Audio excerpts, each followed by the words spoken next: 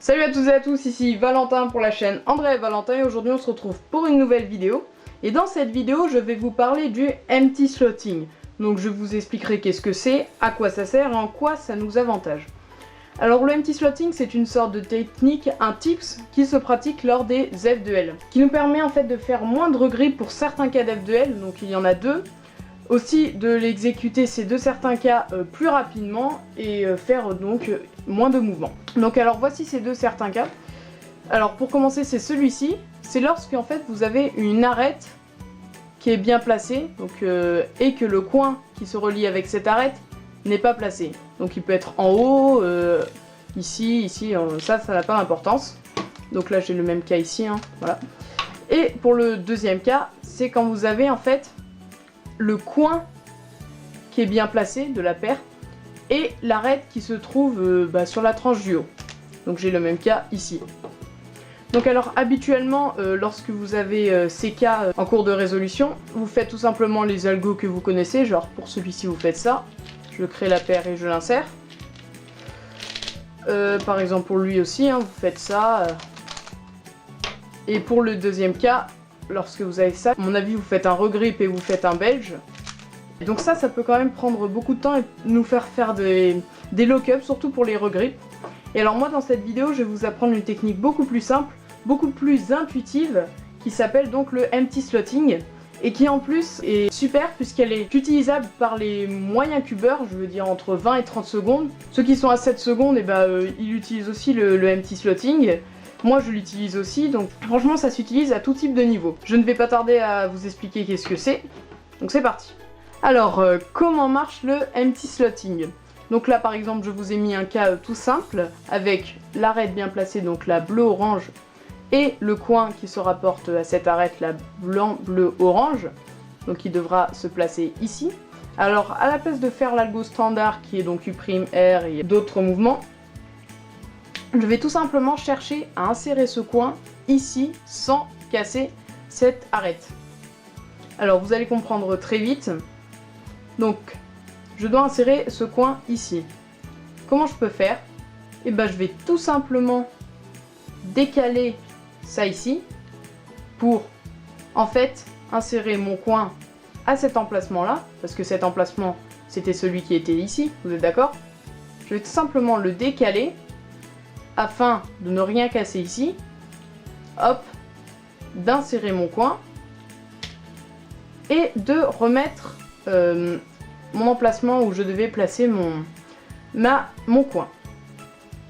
Alors vous avez peut-être remarqué que quand j'ai inséré mon coin, je me suis mis ici. Vous savez, j'ai déplacé, je devais le mettre ici, j'ai déplacé comme ça et j'ai inséré mon coin ici afin de remettre ma tranche où elle devait être. Alors pourquoi je suis allée ici? Et bien tout simplement car à cet emplacement là il n'y avait aucune paire de formée. Parce que vous aurez pu dire aussi pourquoi tu aurais pu le faire ici aussi, de déplacer en faisant un D et tout. Je vais vous montrer le cas. Si j'avais déplacé mon emplacement sur cette tranche, et ben j'aurais tout simplement cassé la paire qui était déjà formée. Donc ça, c'est très important dans le empty slotting. Il faut absolument insérer son coin donc à son emplacement dans une partie vide, c'est-à-dire une partie où il n'y a aucune paire. Ce que je veux dire, c'est on ne peut pas pratiquer le empty slotting lorsque c'est notre dernier cas d'F2L. Vous allez comprendre.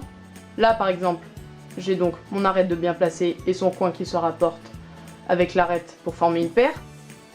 Je veux donc l'insérer ici. Sauf que là, par exemple, je n'ai pas d'emplacement vide ici, je n'ai pas d'emplacement vide ici, et ni ici. Donc, si je décale par exemple ici et que j'insère mon coin là, et ben ça va tout simplement casser la paire qui était formée ici. Et ça, c'est pas génial. Donc là, quand c'est la dernière paire, vous ne pouvez pas utiliser le empty slotting, vous êtes obligé de faire l'algo standard. Donc, je vais vous remontrer un exemple, comme celui-ci. Alors là, vous voyez que j'ai une arête de bien placée, donc la orange bleu, et son coin qui va avec l'arête se trouve ici, le blanc, bleu, orange. Donc, je vais chercher à le placer ici, mais sans rien casser, c'est-à-dire ne pas casser l'arête, mais ni casser les paires que j'ai déjà formées. Donc alors, pour cela, il va falloir que je trouve un emplacement vide. Alors, où est-ce que j'ai un emplacement vide? Pas ici, pas comme tout à l'heure donc, car il y a déjà une paire de formées, ni ici, puisqu'il y a déjà une paire de formées, mais ici, il n'y a rien, c'est un emplacement vide.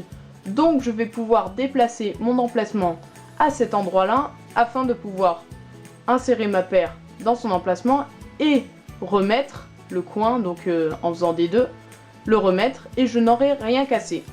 Donc alors, blanc, bleu, orange, il doit aller ici. Mon emplacement vide se trouve là-bas. Donc je vais chercher à mettre mon emplacement à cet endroit là-bas. Donc hop, hop, hop, hop, hop. C'est bon, mon emplacement qui se trouvait là-bas, je l'ai placé ici en D2. Et là, je vais donc essayer d'insérer mon coin, le blanc, bleu, orange, ici, afin que quand je referai D2, le coin se placera. Donc tout simplement là, comme insérer une paire, j'insère ça à cet endroit-là. Tchac, tchac, tchac, donc c'est bon, il s'est trouvé là. Et je refais mon D2, ce qu'on appelle aussi un D-setup, setup, D-setup. Et voilà, et là vous voyez que j'ai créé ma paire. Alors maintenant je vais vous montrer le cas lorsqu'il y a le coin de bien placé et la pièce qu'il va falloir donc placer et l'arête qui est avec ce coin.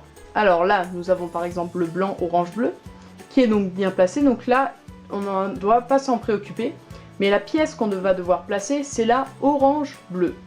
Donc la orange bleue elle est ici et elle doit donc aller ici. Alors il y a une toute petite différence par rapport au coin, mais sur le principe c'est le même. Donc par exemple tout à l'heure lorsqu'on devait insérer le coin, on prenait l'emplacement, on le décalait sur une zone vide, on insérait notre coin et on le remettait. Et bah là ça va être un peu différent, tout simplement car on pourrait utiliser cette tranche afin de faire du multislotting, mais ça nous prendrait plus de temps. Donc on va faire une autre petite technique. À la place de pratiquer le multislotting en décalant cet emplacement avec ce mouvement comme ça qui est un peu chiant, on va tout simplement trouver donc un emplacement vide, donc celui-ci, hein, un emplacement où il n'y a pas de paire, et on va décaler le coin qui est ici, donc ce coin comme c'est le jaune, orange, bleu, il n'y a aucun coin placé donc on s'en fout, on peut le décaler. On va tout simplement mettre ça ici, afin de pouvoir insérer notre arête ici, comme une paire, sans rien casser, et ensuite de remettre notre mouvement D pour créer la paire. Je vous remontre. Donc là, c'est la orange-bleu qu'il va falloir placer ici. Si je l'insérais tout simplement, ça me casserait mon coin et tout. Et bah, ce que je vais faire, donc, c'est trouver un emplacement vide, qui est celui-ci.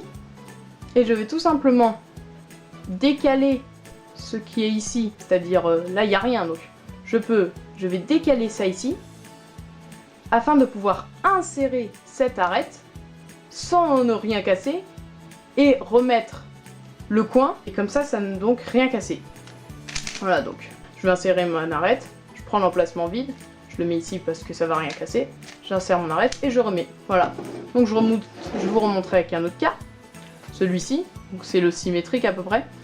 Donc là par exemple, l'arête c'est le rouge-bleu, elle doit aller avec son coin le blanc-rouge-bleu.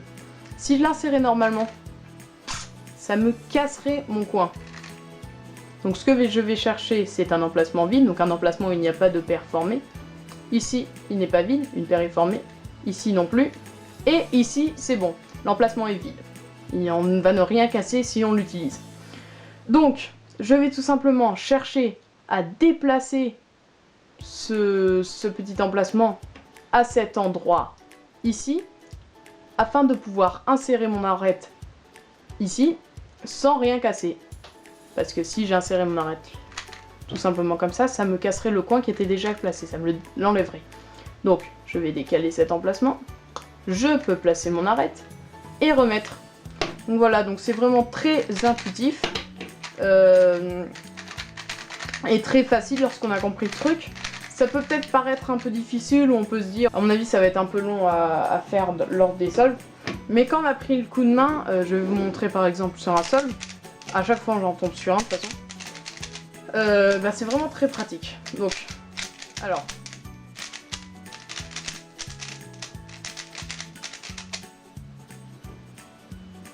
Par exemple là, donc je fais ma croix. Là, direct, je vois l'arête rouge-bleu qui est bien placée.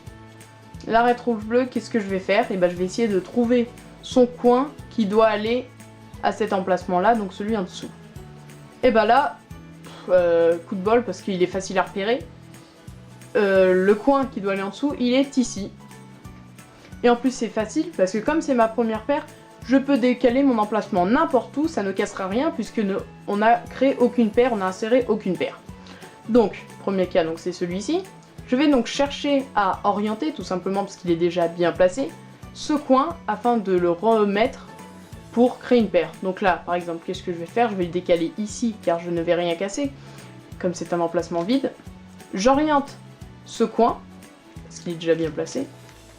Hop, donc il est orienté, et je peux remettre ma ligne. Et ça me fait une F2L. Donc là, je veux créer cette F2L. Voilà. Allez, je vais vous recréer un cas.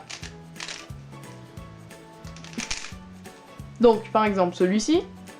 Là, j'ai une arête de bien placer avec son coin. Je vais donc chercher à placer ce coin ici. Alors là, je sais que je vais pouvoir le faire puisque ce n'est pas ma dernière F2L, c'est mon avant-dernière. Donc je sais qu'il y a encore un emplacement vide, donc je peux pratiquer le empty slotting. Donc, je vais devoir placer mon blanc-orange en dessous de l'arête. Elle doit aller ici. Si je l'insère, ça casse mon arête qui est déjà placée, qui était bien placée. Donc, je vais chercher à décaler cet emplacement dans un autre emplacement. Voilà. Et alors, là, je pourrais me tourner et placer le coin ici. Mais bon, ce qu'on cherche à faire, c'est aussi ne pas faire de regrip. Donc je sais qu'il doit aller là. Je le déplace dans mon emplacement vide. Et je vais en fait insérer ce coin là-bas en arrière. Donc comme ça, comme une paire. Et je replace. Et donc vous voyez que, franchement, ça nous permet, parce qu'à chaque fois, on n'a pas besoin de faire de regrip lorsqu'on utilise le multi-slotting. Voilà. Donc, entraînez-vous bien. Parce que c'est un petit coup de main à prendre, mais lorsque vous savez le faire, c'est très facile et ça nous aide vachement. Surtout pour ceux qui sont à 30 secondes, vous allez voir que ça va quand même vous faire gagner des secondes, quelques secondes. Ça nous fait aussi travailler beaucoup l'intuition, on commence à comprendre plus de trucs par rapport au Rubik's Cube, et surtout aussi pour ceux qui commencent dans les F2L, quoi. C'est très pratique de connaître ça, parce que ça nous permet de ne pas connaître certains algos pour l'instant. Bon, même si c'est un algo qu'on tombe en dernier, mais bon, ça on peut toujours le détourner. Voilà. Donc j'espère que cette vidéo vous aura plu. N'hésitez pas à vous abonner à la chaîne, à liker et poster un commentaire si vous avez une petite question.